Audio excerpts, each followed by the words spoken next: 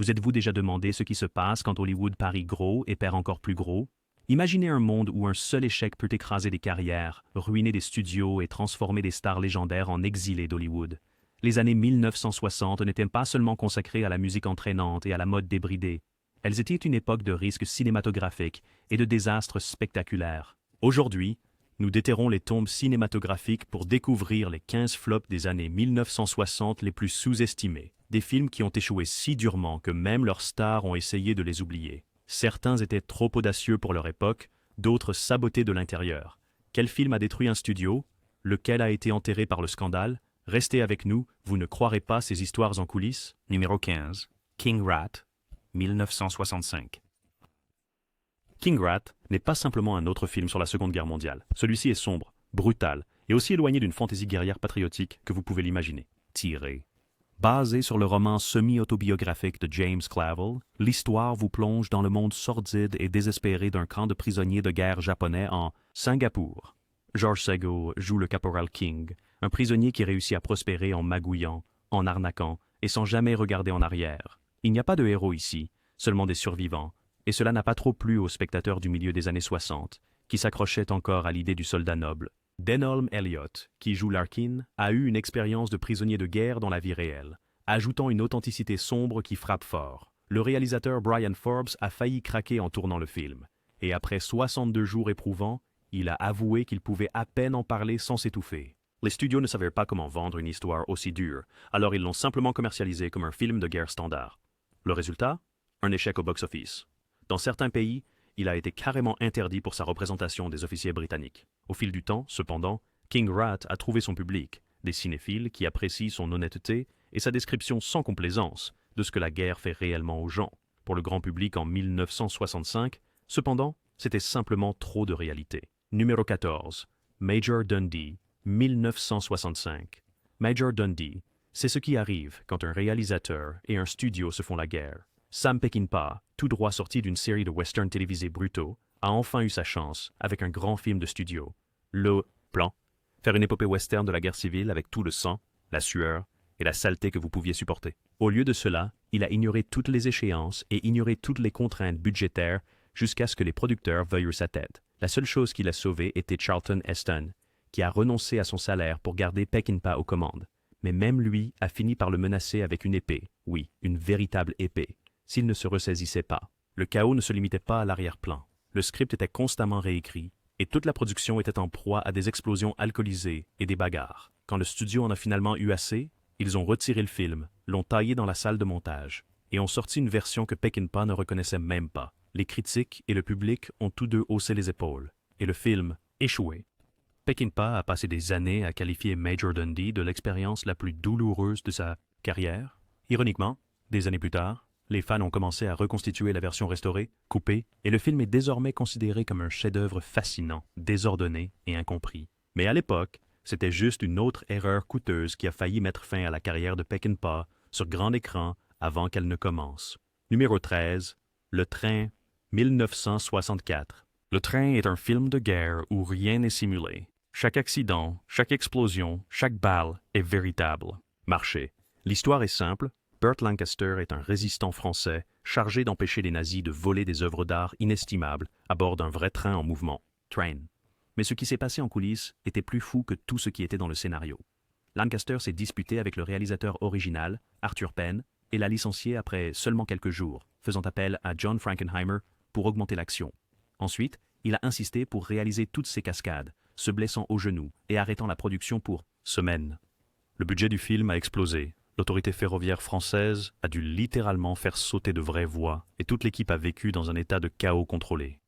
Le résultat? Un film qui paraît immense parce qu'il l'était. Pas de maquettes, pas d'effets spéciaux en images de synthèse, juste une réalisation brute et intense. Mais le public américain n'en avait rien à faire. Sorti durant une abondance de films sur la Seconde Guerre mondiale, il a été rejeté comme un simple film d'action de plus et a échoué au box-office. De nos jours, The Train est un film culte parmi les cinéphiles et les réalisateurs. Si vous voulez voir de vrais trains exploser et des cascades inimaginables aujourd'hui, c'est votre film. Ne vous attendez juste pas à une fin heureuse, à l'écran ou hors écran. Numéro 12. 55 jours à Pékin, 1963. C'est un film dont l'échelle est si énorme qu'il s'est pratiquement coulé lui-même. 12. 55 jours à Pékin voulait être l'épopée internationale pour surpasser toutes les épopées. Charlton Heston et David Niven mènent une force multinationale essayant de résister à la révolte des boxeurs. Le casting est immense, les décors sont gigantesques et l'ambition est sans limite. Mais les problèmes étaient encore plus grands. En coulisses, c'était un désastre. Easton et Ava Gardner ne pouvaient pas se supporter. Gardner a quitté le plateau et n'est jamais revenu. Le réalisateur Nicholas Ray s'est effondré d'épuisement et a dû être remplacé. Le producteur Samuel Bronston s'est disputé avec tout le monde et a fini par être banni de Hollywood. Oh, et tout a été tourné en Espagne, qui ne ressemblait en rien à la Chine. Le gouvernement chinois l'a interdit pour faire bonne mesure. Les critiques l'ont qualifié de gonflé et sans âme. Et le public n'était pas intéressé par un film sur un événement historique oublié. Il a fait un énorme flop, perdant des millions. Aujourd'hui, ce n'est guère plus qu'une note de bas de page dans l'histoire du cinéma, sauf comme étude de cas sur la façon de ne pas faire un blockbuster. Pourtant, si vous voulez voir le vieux Hollywood se battre jusqu'au bout, 55 jours de Pékin est un désordre inoubliable. Numéro 11, Le pont de Remagen, 1969. Vous voulez un film de guerre avec un drame réaliste? Le pont de Remagen a offert en abondance, mais pas de la manière souhaitée par quiconque. La production se déroulait en Tchécoslovaquie pendant une période de troubles politiques croissants. En plein milieu du tournage, des tanks soviétiques sont littéralement entrés dans Prague. Soudainement, le casting et l'équipe ont dû tout laisser tomber et fuir pour sauver leur vie, abandonnant des décors à moitié finis et des scènes inachevées. Le chaos a durement frappé tout le monde. George Segal, le rôle principal, a fait une dépression et a presque arrêté de jouer complètement. Robert Vaughn, un critique virulent de la guerre du Vietnam, a failli être arrêté pour soupçon d'être un espion américain. Lorsque le film est finalement sorti de justesse, le public l'a à peine remarqué. Le timing était terrible, et le film a été éclipsé par d'autres grandes guerres, films. The Bridge at Remagen a été discrètement mis de côté, mais pour quiconque s'y plonge aujourd'hui, c'est un film dur, sous-estimé, avec une histoire de production plus folle que le film lui-même. Parfois, la réalité dépasse la fiction, et celui-ci en a payé le prix. Numéro 10, The Sand Pebbles, 1966. S'il y a un film qui prouve que le pouvoir des stars n'est pas toujours suffisant, c'est The Sand Pebbles. Steve McQueen est à son meilleur en jouant un marin américain pris dans le chaos politique de la Chine des années 1920. Le film avait tout, la seule nomination aux Oscars de McQueen, des scènes gigantesques et une romance poignante. Mais les ennuis ont commencé presque immédiatement. La production était un cauchemar. Tourné à Taïwan pendant la saison des moussons, la moitié du casting est tombée malade. Les typhons ont interrompu le tournage. Et McQueen s'est totalement immergé dans son rôle, se heurtant constamment au réalisateur Robert Wise. Le ton du film a troublé tout le monde.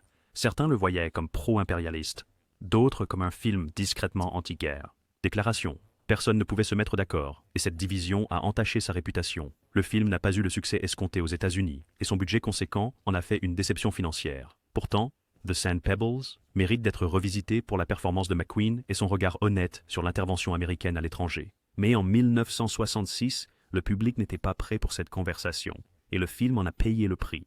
Numéro 9, La guerre secrète de Harry Frigg, 1968. Sur le papier, La guerre secrète de Harry Frigg ressemble à une comédie à ne pas manquer. Paul Newman, dans le rôle d'un soldat récemment promu parachuté derrière les lignes ennemies pour sauver 5 généraux capturés, devrait être une réussite. Au lieu de cela, c'est l'un des ratés les plus étranges de la carrière de Newman. Sa première comédie à part entière, le film ne décide jamais vraiment ce qu'il veut être. Parodie, satire ou slapstick. Le résultat est un chaos tonal. Le réalisateur Jack Smite avait bien travaillé avec Newman auparavant, mais ici, la magie n'opère tout simplement pas. Les blagues ne fonctionnent pas. L'intrigue part dans tous les sens, et même le généralement fiable Newman ne peut pas le sauver. Les critiques l'ont éreinté. Roger Ebert a dit qu'il semblait que le film avait été fait contre son propre gré. Le public l'a ignoré, et le film est rapidement disparu des salles. Avec le recul, c'est une curiosité fascinante. Preuve qu'un superstar ne peut pas sauver un scénario qui ne sait pas ce qu'il veut être. La guerre secrète de Harry Frigg est surtout oubliée aujourd'hui, sauf par les fans inconditionnels de Newman et les amateurs de cinéma perdu. Numéro 8, Play Dirty, 1969. Voici un film de guerre aussi froid et méchant qu'il. Venir. Play Dirty met en vedette Michael Caine dans l'un de ses rôles les plus sordides, menant une équipe de commandos britanniques déguisés en italiens pour faire sauter un dépôt de pétrole allemand en Afrique du Nord. C'est nihiliste, impitoyable et totalement dénué de romantisme. Personne ici ne se bat pour la gloire ou le pays, juste pour la survie et peut-être un peu de vengeance. La production était tout aussi difficile. Le réalisateur André II Totes, une légende d'Hollywood borgne, a livré son dernier film sans retenue. La violence et l'ammoralité du film ont repoussé le public en 1969 et il a fait un flop au box-office. Les critiques l'ont qualifié de méchant et laid, et il est tombé dans l'oubli presque immédiatement. Mais Play Dirty avait ses défenseurs. Martin Scorsese l'a désigné comme l'un des grands films anti-guerre, précisément parce qu'il est si peu sentimental. Si vous voulez un film de guerre qui montre jusqu'où les gens peuvent sombrer, c'est celui-là. Mais à l'époque des héroïsmes patriotiques, il était bien trop en avance sur son temps. Numéro 7, Attaque sur la côte de fer, 1968. Si vous cherchez un film de guerre simple et réaliste, Attaque sur la côte de fer est le trésor caché dont vous n'avez jamais entendu parler. Cette production britannique met en vedette Lloyd Bridge dans le rôle d'un commando canadien menant un raid sur un chantier naval tenu par les nazis, basé sur l'opération réelle Chariot, l'une des missions les plus audacieuses de la « Il n'y a pas de fanfare hollywoodienne ici, pas de budget énorme, ni de musique épaque. À la place, tout est question de tension, de stratégie et le courage. Et c'est probablement pourquoi il a disparu. Le film n'a presque pas eu de marketing, a à peine été diffusé aux États-Unis et a été rapidement oublié. Personne ne voulait d'un film de guerre réaliste et ancré en 1968. Il voulait du spectacle. Mais pour les fans qui tombent dessus aujourd'hui, Attack on the Iron Coast est un film d'action serré et plein de suspense qui respecte son sujet et ne va jamais dans l'exagération. Parfois, être trop réaliste est une recette pour un désastre au box-office. Numéro 6. La Nuit des Généraux, 1967. C'est un film de guerre enveloppé dans un mystère de meurtre rempli de plus de stars qu'un Hollywood Walk of Fame. Faites. La Nuit des Généraux met en vedette Peter O'Toole, Omar Sharif et Donald Pleasence dans une intrigue complexe sur un général nazi qui pourrait être un tueur en série. C'est grand, ambitieux et totalement insolite, mais l'ambition du film a causé sa perte. Le scénario est complexe, le rythme inégal et le ton disperse.